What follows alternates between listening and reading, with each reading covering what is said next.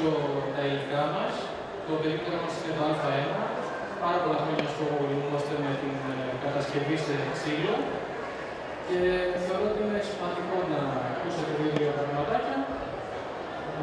Καταρχήν, υπάρχουν πολλές διαφορές.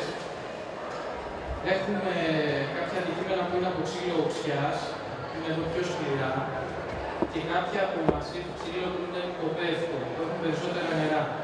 Αυτά εδώ είναι και τα δύο ελληνικά.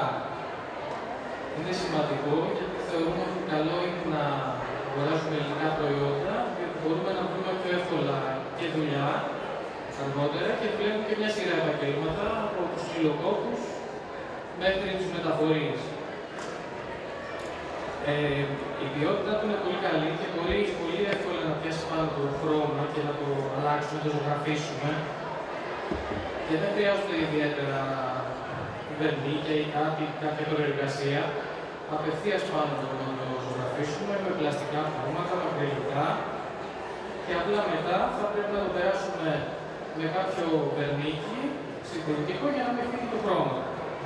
Εδώ έχει πολλές εταιρείες που κάνουν, που μπορούν να σας δείξουν πώς να ζωγραφίσετε, με μία πελεγιά, με διάφορα. Τώρα το σημαντικό για μας είναι να δείτε και τις ποιότητες και να δείτε μετά να τα πιάσετε κιόλας, να δείτε πώς είναι τα ξύλα. Και υπάρχουν αντικείμενα όπως είναι τα στρογγυλά που θα συναντάτε, τα οποία συνήθως είναι φτιαγμένα σε τόρνο, σε κάποια μηχανήματα που γυρίζουν και με κάποια άλλα εργαλεία λοιπόν μπορούμε να το δημιουργήσουμε.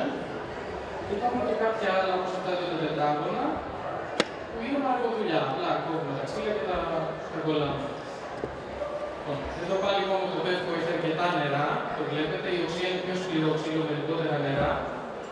Υπάρχουν όμως και άλλα αντικείμενα, όπως είναι αυτά εδώ, που μπορούμε να τα συναντήσουμε πάλι από μασίφ υλικό πεύκο, αλλά μπορούμε να τα δούμε και από κόντρα πλακέ ή MDF. Το κόντρα πλακέ είναι κομματάκια ξύλου ενωμένα μεταξύ τους, ενώ το MDF που δεν έχουμε και γενικά το αποφεύγουμε, είναι πούδρα ξύλου, οκανίδι, το οποίο το ενώνουμε και δημιουργείται ένα αντικείμενο. Τώρα, εδώ στις αίθουσες γενικότερα έχει πολλά προϊόντα από MDF, τα οποία είναι κυρίως εισαγωγής, αλλά υπάρχουν και εταιρείες που ακόμα επιμένουν και παράγουν ελληνικά προϊόντα. Εμείς προσωπικά δεν το χρησιμοποιούμε καν σαν αντικείμενο, γι' αυτό δεν το έχω φέρει και εδώ. Επιλέγουμε να έχουμε καλύτερη ποιότητα και πάνω σε αυτό προσπαθούμε να έχουμε και όσο γίνεται καλύτερη τιμή.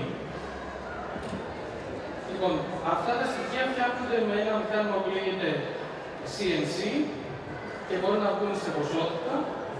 Δουλεύει μέσα από ένα υπολογιστή που περνά στο σχέδιο και ταυτόχρονα μετακόβει, ή υπάρχει και ο παραδοσιακός τρόπος της αίμας που κάθεσαι με ένα κομματάκι και το κόβεις γύρω-γύρω για να βγει. Αυτό το κόντρα πλακέ είναι σημείδα, έρχεται από τη Ρωσία και αυτό είναι κινέζικο. Στην Ελλάδα εμείς δεν έχουμε, δεν παράγουμε κόντρα πλακέ. Έτσι. Και πάλι όπως είπαμε είναι φιλόκοπο όπως αυτό. Και μέσα από τη δουλειά με το CNC μπορούν να βγουν πάρα πολλά σχεδιάκια, όπως είναι ο πιγκουίνος ή πάρα πολλά τρισδιάστατα. Νομίζω αυτά έχω να σας πω. Με συγχωρείτε για το track, αν θέλετε κάποια ερώτηση ή οτιδήποτε.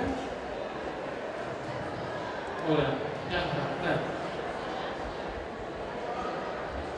Μπορείτε να ζωγραφίσετε και με λάθια, ναι. Και το σημαντικό είναι ότι επειδή είναι πολύ καλή ποιότητα το ξύλο, απλά δεν χρειάζεται να περάσετε καμία προεργασία πάνω τους.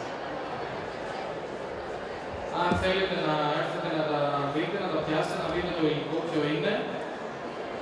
Σας λέω ότι το ξύλο είναι και όλα είναι ελληνικά και το πέφτει και η οξιά. Ελάτης το ξύλο είναι καλό, το ξύλο ελάτης είναι καλό. Το ξύλο ελάτης είναι καλό για συγκεκριμένα πράγματα, όπως είναι οι σκεπές, που βγαίνει σε σύνθετη ξυλία, κομματάκια, αλλά γενικά για τέτοια αντικείμενα υπάρχουν καλύτερα ξύλα. Σε μεγάλες να είστε καλά. Και για εικόνα το βάζουμε ελάτης και τέτοια. Ναι. Ξύλο οξιά. Και βρισκόμαστε στο περίπτερο Α1, είναι εδώ μπροστά, όποιος θέλει να έρθει να δει και τη δουλειά και από κοντά και τα προϊόντα είναι γραμμα στον Πειραιά. Θα σας ευχαριστούμε πάρα πολύ.